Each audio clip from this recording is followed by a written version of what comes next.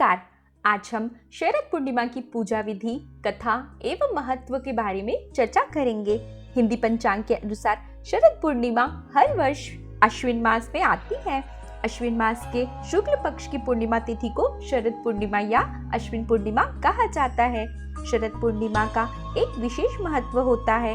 इस दिन धन, वैभव और ऐश्वर्य की देवी माता लक्ष्मी की पूजा की जाती है।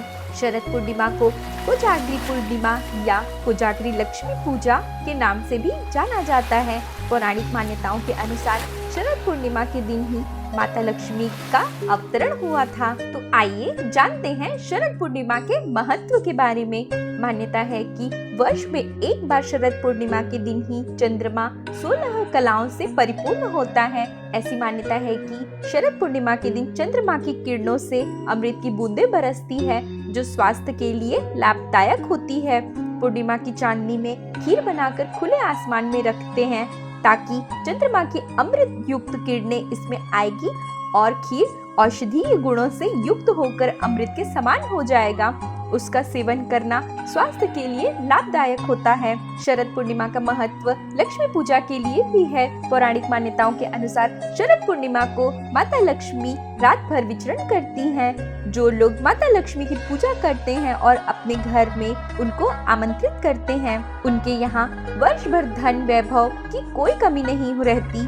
शरद पूर्णिमा पर देवी लक्ष्मी को प्रसन्न करने के लिए शास्त्रों में कुछ उपाय बताए गए हैं, जिसको करने पर देवी लक्ष्मी की कृपा प्राप्त होती है। तो आइए जानते हैं। मखाने का भोग।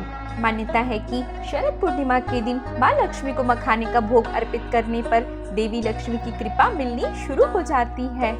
बताशे का भोग। दिवाली से पहले देवी लक्ष्मी शरद पूर्णिमा पर भक्तों को आशीर्वाद देने पृथ्वी पर आती है। ऐसे में माता को प्रसन्न करने के लिए उनका सबसे प्रिय फूल कमल और बताशा जरूर चढ़ाना चाहिए। खीर का भोग। चावल और मखाने से बने खीर को शरद पूर्णिमा के दिन चांदनी की रोशनी में रखने के बाद उसमें कुछ औषधि गुण आ जाते हैं, जो सेहत के नजरिए से काफी अच्छा होता है। देवी लक्ष्मी को खीर का भोग लगाने से माता बहुत प्रसन्न होती है। पान का चढ़ावा। पूजा पाठ या किसी भी धार्मिक अनुष्ठान में पान सुपारी का प्रयोग अच्छा माना जाता है, इसलिए माता लक्ष्मी को पान का भोग लगाकर भी प्रसन्न किया जाता है। दही का भोग। माँ लक्ष्मी को गाय के दूध से बनी दही का भोग लगाएं और उसको प्रसाद के रूप में लोगों को बांट दें। ऐसा करने से माता लक्ष्मी हमेशा प्रसन्न रहती है। तो आइए जानते हैं शरद पूर्णिमा की पूजा विधि के बारे में। सुबह स्नान के बाद घर के मंदिर की साफ सफाई करें। ध्यान पूर्वक माता लक्ष्मी और श्री हरि विष्णु की पूजा करें। फिर गाय के दूध में चावल की खीर बनाकर रख लें। लक्ष्मी माता और भगवान विष्णु की पूजा करने के लिए लाल कपड़ा या पीले कपड़ा चौकी पर बिछाकर माता लक्ष्मी और भगवान विष्णु की प्रतिमा इस पर स्थापित करें। तांबे अथवा मिट्टी के कलश पर वस्त्र से ढकी हुई लक्ष्मी जी की स्वर्णमयी मूर्ति की स्थापना कर सकते हैं। भगवान की प्रतिमा के सामने घी का दीपक जलाएं, धूप करें। इसके बाद गंगा जल से स्नान कराकर अक्षत और रोली तिलक करें। तिलक करने के बाद नैवेद्य अर्पित करें तथा पुष्प अर्पित करें। माता को गुलाब के फूल अर्पित करना विशेष लाभदायी होता है। शाम के समय चंद्रमा निकलने पर अपने सामर्थ्य के अनुसार गाय के शुद्ध घी के दिए जलाएं। इसके बाद खीर को कई छोटे छोटे बर्तनों में भरकर छलनी से ढककर चंद्रमा की रोशनी में रख दें। फिर ब्रह्म मुहूर्त में जागने के बाद विष्णु सहस्त्र नाम का पाठ अवश्य करें।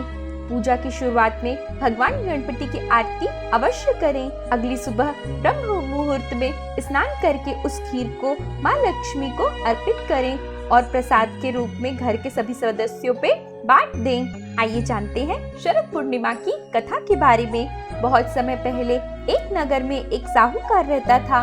उसकी 2 पुत्रियां थी। दोनों पुत्री पूर्णिमा को उपवास रखती, लेकिन छोटी पुत्री हमेशा उस उपवास को अधूरा रखती और दूसरी हमेशा पूरी लगन और श्रद्धा के साथ पूरे व्रत का पालन करती। समय उपरांत दोनों का विवाह हुआ। विवाह के पश्चात बड़ी, जो कि पूरी आस्था से उपवास रखती थी, उसने बहुत ही सुंदर और स्वस्थ संतान को जन्म दिया। जबकि छोटी पुत्री के संतान जन्म लेती वह जीवित न रह पाती। वह काफी परेशान रहने लगी। उसके साथ साथ उसके पति भी परेशान रहते। उन्होंने ब्राह्मणों को बुलाकर उसकी कुंडली दिखवाई और जानना चाहा कि आखिर उसके साथ ऐसा क्यों हो रहा है।